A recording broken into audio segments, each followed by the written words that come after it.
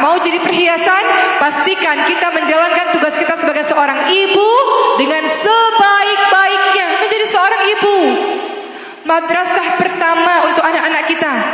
Anak-anak kita ini lahir dalam keadaan fitrah. Kitalah yang menjadikan dia yang lain-lain. Anak-anak kita ini adalah peniru terbaik di muka bumi. Dia bisa melihat dan meniru, mendengar dan meniru. Pastikan wahai para ibu, qu anfusakum wa ahlikum nara waquduhan nas wal hijarah. Wahai orang-orang beriman, jagalah dirimu dari api neraka yang bahan bakarnya manusia dan batu.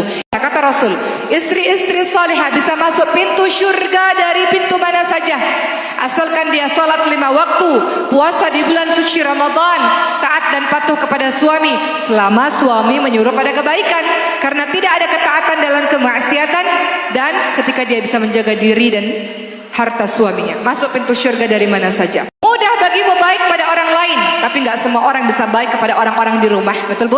Kenapa? Kenapa Rasul katakan kita harus baik pada ibu bapak? Orang terbaik adalah orang yang paling baik di rumahnya, paling baik bersama dengan anggota keluarganya. Kenapa? Mudah bagi kita berbuat baik pada orang lain, karena kalau kita berbuat buruk kita dimusuhi. Tapi orang-orang di rumah, kalau kita berbuat buruk, mereka tetap terus bisa memaafkan kita. Kadang-kadang di antara kita berbuat suka-suka di rumah, padahal Masya Allah agama ini mengajarkan engkau kalau melihat orang itu baik atau tidak, lihat bagaimana perilakunya dengan orang tuanya, perilakunya dengan istrinya, perilakunya dengan keluarganya. Karena itu orang-orang terdekat yang paling tahu siapa sesungguhnya dirinya itu. Betul ibu-ibu sekalian? Mudah bagi kita baik kepada pejabat tertentu, kepada bos, kepada atasan. Mudah, karena kalau nggak dipecat kita.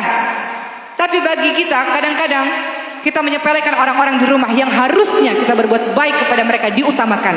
Apalagi kepada kedua orang tua kita. Hidup ini adalah jalan mempersiapkan kematian menuju kepada Allah Subhanahu wa taala dengan cara mengumpulkan amal saleh sebanyak-banyaknya. Dengan cara apa? Mengajak orang lain menuju kepada kebaikan. Kita jadi sumber inspirasi kebaikan. Kita jadi asbab hidayah.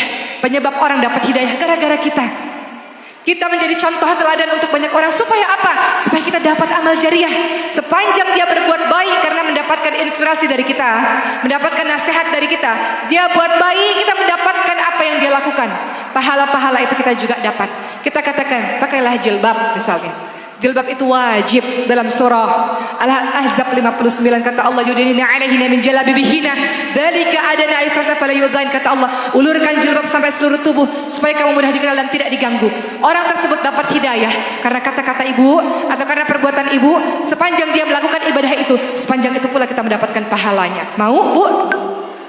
Maka jangan egois, jangan apatis, jangan tidak peduli.